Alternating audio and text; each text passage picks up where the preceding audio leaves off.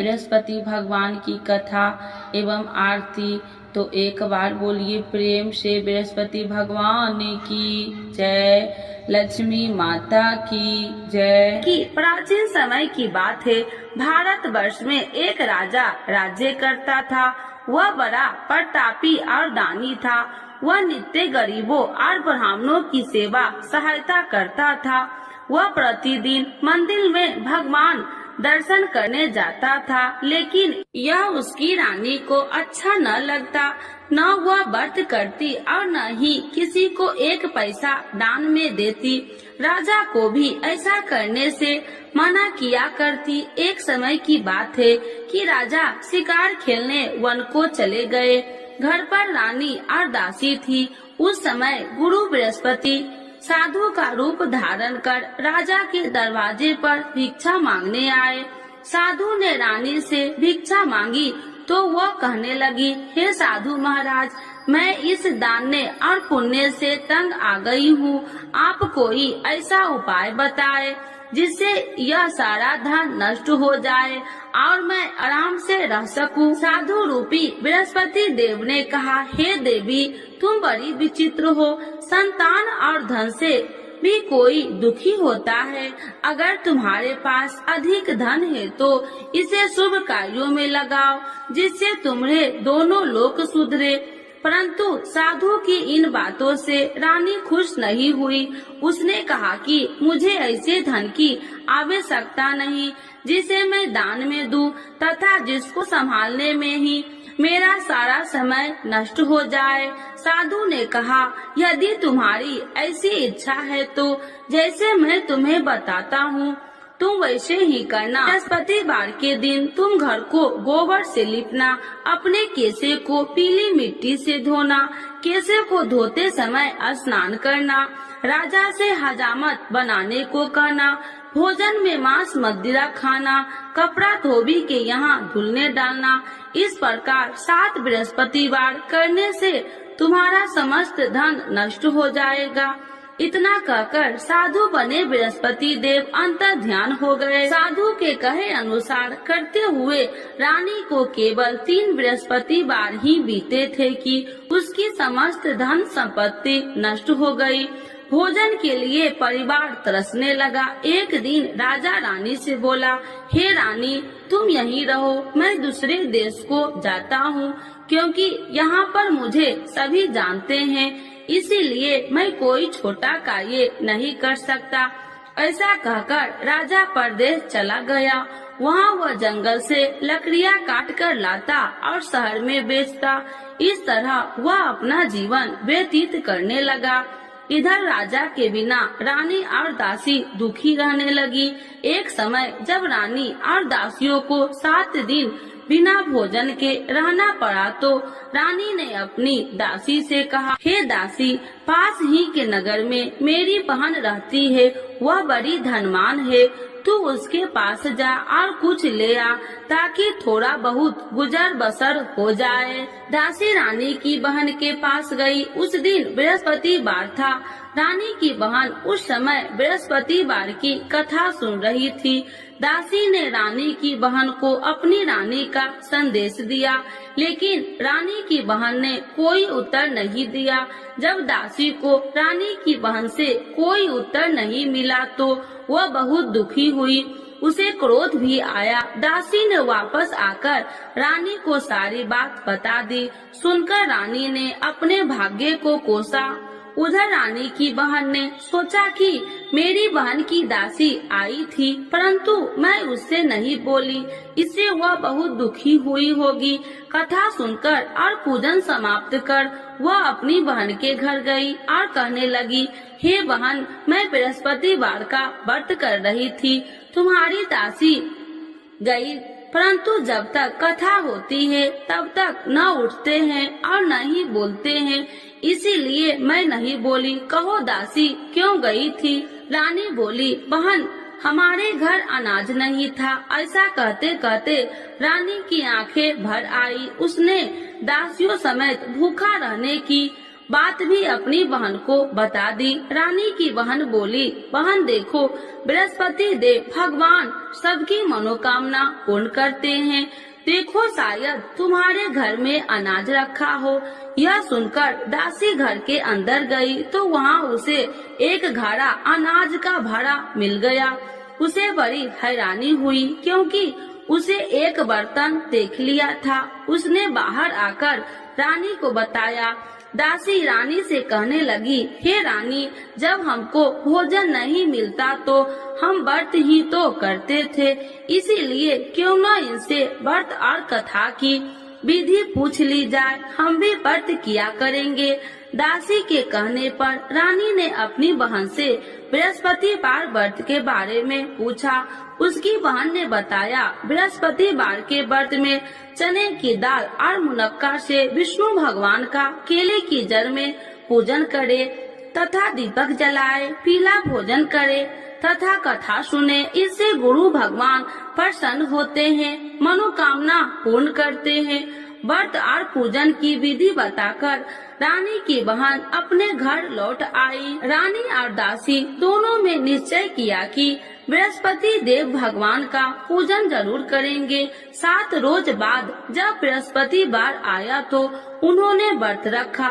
घुड़सार में जाकर चना और गुड़ बिल लाई तथा उसकी दाल से केले की जड़ तथा विष्णु भगवान का पूजन किया। अब पीला भोजन कहाँ से लाए? दोनों बड़ी दुखी हुई, परंतु उन्होंने व्रत किया था, इसीलिए बृहस्पति देव भगवान प्रसन्न थे।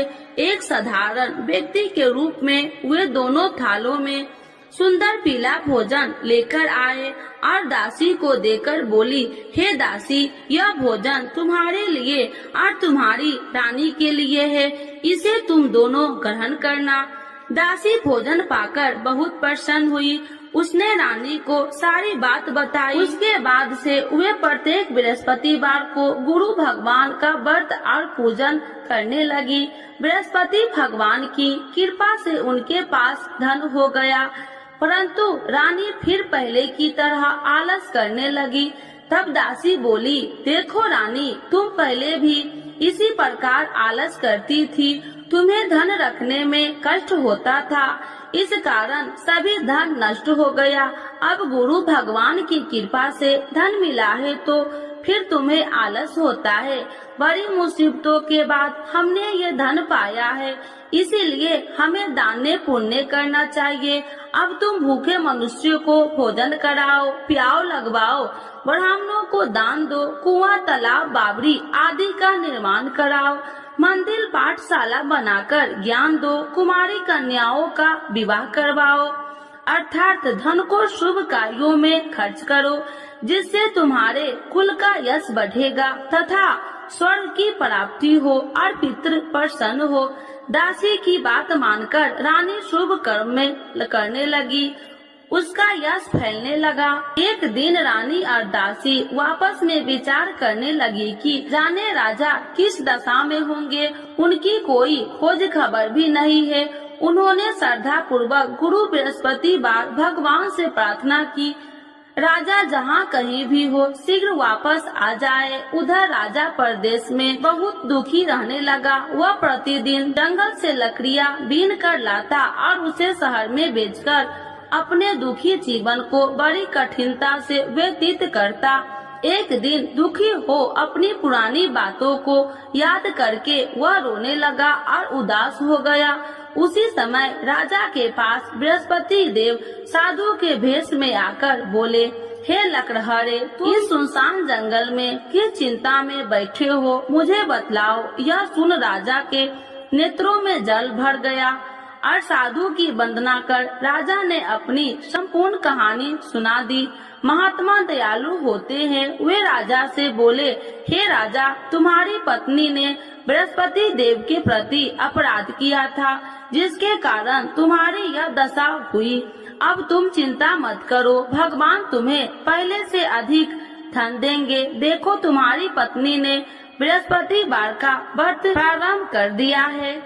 अब तुम भी बृहस्पतिवार का व्रत करके चने की दाल व गुड़ जल के लोटे में डालकर केले का पूजन करो। फिर कथा कहो या सुनो, भगवान तुम्हारी सब मनोकामनाओं को पूर्ण करेंगे। साधु की बात सुनकर राजा बोले, हे प्रभु, लकड़ी बेचकर तो इतना पैसा भई नहीं बचता जिससे भोजन के उपरांत कुछ बचा सकूं। मैंने रात्रि में अपनी रानी को व्याकुल देखा है। मेरे पास कोई साधन नहीं जिससे उसका समाचार जान सकूं। फिर मैं कौन सी कहानी कहूँ, यह भी मुझको मालूम नहीं। साधु ने कहा, हे राजा, मन में बृहस्पति भगवान के पूजन व्रत का निश्चय करो। वे स्वयं तुम्हारे लिए कोई राह बना देंगे। बृहस्पतिवार के दिन तुम रोजाना की तरह लकड़ियाँ लेकर शहर में जाना। तुम्हें रोज से 2 गुना धन मिलेगा, जिससे तुम भली भांति भोजन कर लोगे तथा बृहस्पति देव की पूजा का सामान भी आ जाएगा। धीरे धीरे समय व्यतीत होने पर फिर बृहस्पतिवार का दिन आया। राजा जंगल से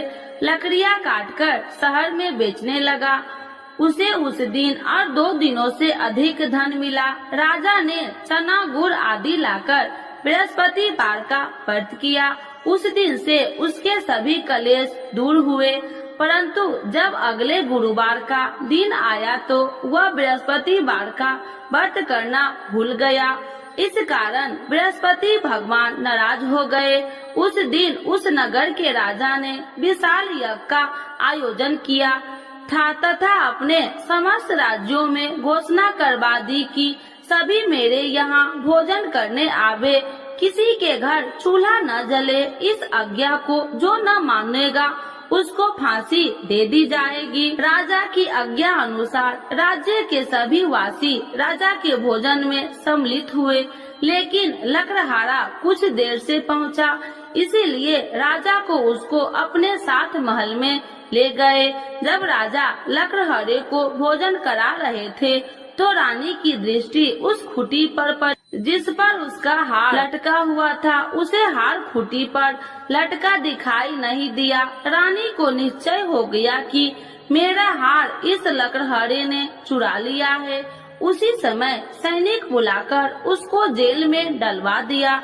लकड़हारा जेल में विचार करने लगा कि जाने कौन से पूर्व जन्म के कर्म से मुझे यह दुख प्राप्त हुआ है, और जंगल में मिले साधु को याद करने लगा। तत्काल बृहस्पति देव साधु के रूप में प्रकट हो गए और कहने लगे, अरे मूर्ख, तूने बृहस्पति देवता की कथा नहीं की, इसी कारण तुझे यह दुख प्राप्त हुआ है। अब चिंता मत कर, बृहस्पतिवार के दिन जेल खाने के दरवाजे पर तुझे 4 पैसे पड़े मिलेंगे। उनसे तू बृहस्पतिवार की पूजा करना तो तेरे सभी कष्ट दूर हो जाएंगे। अगले बृहस्पतिवार उसे जेल के द्वार पर 4 पैसा मिले। राजा के पूजा का सामान मंगवाकर कथा कही और प्रसाद बांटा। उसी रात्रि में बृहस्पति देव ने उस नगर के राजा को स्वप्न में कहा, हे राजा, तूने जिस जेल में बंद किया है उसे कल छोड़ देना, वह निर्दोष है। राजा प्रातः काल उठा और खूंटी पर हार टंगा देकर लकड़हारे को बुलाकर क्षमा मांगी तथा राजा के योग्य सुंदर वस्त्र आभूषण भेंट कर उसे विदा किया। गुरुदेव की आज्ञा अनुसार राजा अपने नगर को चल दिया। राजा जब नगर के निकट पहुंचा तो उसे बड़ा ही आश्चर्य हुआ। नगर में पहले से अधिक बाग, तालाब और कुएं तथा बहुत सी धर्मशालाएं, मंदिर आदि बने हुए थे। राजा ने पूछा कि यह किसका बाग और धर्मशाला है। तब नगर के सब लोग कहने लगे कि यह सब रानी और दासी द्वारा बनवाए गए हैं। राजा को आश्चर्य हुआ और गुस्सा भी आया कि उसकी अनुपस्थिति में रानी के पास धन कहां से आया होगा। जब रानी ने यह खबर सुनी कि राजा आ रहे हैं तो उसने अपनी दासी से कहा, हे दासी, देख राजा हमको कितनी बुरी हालत में छोड़ के गए थे, वह हमारी ऐसी हालत देखकर लौट न जाए, इसीलिए तू दरवाजे पर खड़ी हो जा। रानी की आज्ञा अनुसार दासी दरवाजे पर खड़ी हो गई और जब राजा आए तो उन्हें अपने साथ महल में लिवा आई। तब राजा ने क्रोध करके अपनी तलवार निकाली और पूछने लगी, बताओ यह धन तुम्हें कैसे प्राप्त हुआ। तब रानी ने सारी कथा कह सुनाई। राजा ने निश्चय किया कि मैं रोजाना दिन में 3 बार कहानी कहा करूँगा और रोज व्रत किया करूँगा। अब हर समय राजा के दुपट्टे में चने की दाल बंधी रहती तथा दिन में 3 बार कथा कहता। एक रोज राजा ने विचार किया कि चलो अपनी बहन के यहाँ हो आऊं। इस तरह का निश्चय कर राजा घोड़े पर सवार हो अपनी बहन के यहाँ चल दिया। मार्ग में उसने देखा कि कुछ आदमी एक मुर्दे को लिए जा रहे हैं। उन्हें रोककर राजा कहने लगा, अरे भाइयों, मेरी बृहस्पतिवार की कथा सुन लो। वे बोले, लो हमारा तो आदमी मर गया है, इसको अपनी कथा की पड़ी है। परंतु कुछ आदमी बोले, अच्छा कहो, हम तुम्हारी कथा भी सुनेंगे। राजा ने दाल निकाली और कथा कहनी शुरू कर दी। जब कथा आदि हुई तो मुर्दा हिलने लगा और जब कथा समाप्त हुई तो राम राम कह के वह मुर्दा खड़ा हो गया। राजा आगे बढ़ा, उसे चलते चलते शाम हो गई। आगे मार्ग में उसे एक किसान खेत में हल चलाता मिला। राजा ने उसे कथा सुनने का आग्रह किया, लेकिन वह नहीं माना। राजा आगे चल पड़ा। राजा के हटते ही बैल पछाड़ खाकर गिर गए तथा किसान के पेट में बहुत जोर से दर्द होने लगी। उसी समय किसान की माँ रोटी लेकर आई। उसने जब देखा तो अपने पुत्र से सब हाल पूछा। बेटे ने सभी हाल बता दिया। बुढ़िया दौड़ी दौड़ी उस घुड़सार के पास पहुँची और उसने बोली, मैं तेरी कथा सुनूंगी, तू अपनी कथा मेरे खेत पर ही चलकर कहना। राजा ने लौटकर बुढ़िया के खेत पर जाकर कथा कही, जिसके सुनते ही बैल खड़े हो गए तथा किसान के पेट का दर्द भी बंद हो गया। राजा अपनी बहन के घर पहुंच गया। बहन ने भाई को खूब मेहमानबाजी की। दूसरे रोज प्रातः काल राजा जागा तो वह देखने लगा कि सब लोग भोजन कर रहे हैं। राजा ने अपनी बहन से जब पूछा, ऐसा कोई मनुष्य नहीं है जिसने भोजन नहीं किया हो, जो मेरी बृहस्पतिवार की कथा सुन ले। बहन बोली, हे भैया, यह देश ऐसा ही है। यहाँ लोग पहले भोजन करते हैं, बाद में कोई अन्य काम करते हैं। फिर वह एक कुम्हार के घर गई, जिसका लड़का बीमार था। उसे मालूम हुआ कि उसके यहाँ 3 दिन से किसी ने भोजन नहीं किया है। रानी ने अपने भाई की कथा सुनने के लिए कुम्हार से कहा। वह तैयार हो गया। राजा ने जाकर बृहस्पतिवार की कथा कही, जिसको सुनकर उसका लड़का ठीक हो गया। अब तो राजा को प्रशंसा होने लगी। एक दिन राजा ने अपनी बहन से कहा, हे बहन, अब मैं अपने घर जाऊंगा, तुम भी तैयार हो जाओ। राजा की बहन ने अपनी सास से अपने भाई के साथ जाने की आज्ञा मांगी। सास बोली, हाँ चली जा, मगर अपने लड़कों को मत ले जाना, क्योंकि तेरे भाई के कोई संतान नहीं है। बहन ने अपने भाई से कहा, हे भैया, मैं तो चलूंगी, मगर कोई बालक नहीं चलेगा। अपनी बहन को भी छोड़कर दुखी मन से राजा अपने नगर को लौट आया। राजा ने अपनी रानी से सारी कथा बताई और बिना भोजन किए वह सैया पर लेट गया। रानी बोली, हे प्रभु, बृहस्पति देव ने हमें सब कुछ दिए हैं, वे हमें संतान अवश्य देंगे। उसी रात बृहस्पति देव ने राजा को स्वप्न में कहा, हे राजा, उठ, सभी सोच त्याग दे, तेरी रानी गर्भवती है। राजा को यह जानकर बड़ी खुशी हुई। 9वें महीने में रानी के गर्भ से एक सुंदर पुत्र पैदा हुआ।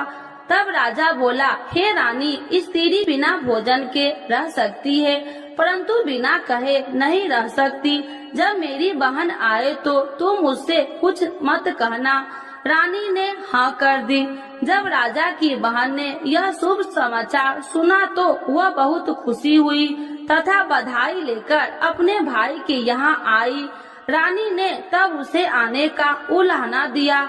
जब भाई अपने साथ ला रहे थे तो तब टाल गई, उनके साथ न आई और आज अपने आप भागी भागी बिना बुलाए आ गई। तो राजा की बहन बोली, भाई मैं इस प्रकार न कहती तो तुम्हारे घर औलाद कैसे होती। बृहस्पति देव सभी मनोकामनाएं पूर्ण करते हैं। जो श्रद्धा भाव पूर्वक बृहस्पतिवार का व्रत करता है एवं कथा पढ़ता है अथवा सुनता है और दूसरों को सुनाता है, बृहस्पति देव उसकी सभी मनोकामनाएं पूर्ण करते हैं, उनकी सदैव रक्षा करते हैं। जो संसार में सद्भावना से गुरुदेव का पूजन एवं व्रत सच्चे हृदय से करते हैं, उनकी सभी मनोकामनाएं वैसे ही पूर्ण होती है जैसे सच्ची भावना से रानी और राजा ने बृहस्पति देव की कथा का गुणगान किया तो उनकी सभी इच्छाएं बृहस्पति देव जी ने पूर्ण की। अनजाने में भी बृहस्पति देव की उपेक्षा न करे, ऐसा करने से सुख शांति नष्ट हो जाती है। इसीलिए सबको कथा सुनने के बाद प्रसाद लेकर जाना चाहिए। हृदय से उनका नमन करते हुए जयकारा बोलना चाहिए। तो एक बार बोलिए प्रेम से बृहस्पति भगवान की जय, विष्णु भगवान की जय, लक्ष्मी माता की जय। आरती श्री बृहस्पति देव की। ओम जय बृहस्पति देवा, स्वामी जय बृहस्पति देवा, छीने छीने भोग लगाऊं, छीने छीने भोग लगाऊं, कदली फल में बा। ओम जय बृहस्पति देवा, तुम्हें पूरन परमात्मा, तुम्हें अंतर्यामी, स्वामी तुम्हें अंतर्यामी, जगत पिता जगदीश्वर, जगत पिता जगदीश्वर, तुम्हें सबके स्वामी। ओम जय बृहस्पति देवा, चरणामृत निज निर्मल, सब पातक हरिता, स्वामी सब पातक हरिता, सकल मनोरथ दायकी, सकल मनोरथ दायकी, कृपा करो भरता। ओम जय बृहस्पति देवा, तन मन धन अर्पण कर, जो जन शरण पड़े, स्वामी जो जन शरण पड़े, प्रभु प्रकट तब हो करे, प्रभु प्रकट तब हो कर, आकर द्वार खड़े। ओम जय बृहस्पति देवा, दीन दयाल दयानिधि, भक्तन हितकारी, स्वामी भक्तन हितकारी, पाप दोष सब हरिता, पाप दोष सब हरिता, भव बंधन हारी। ओम जय बृहस्पति देवा, सकल मनोरथ दायकी, सब संशय तारो, स्वामी सब संशय तारो, विषय विकार मिटाओ, विषय विकार मिटाओ, संतन सुखकारी।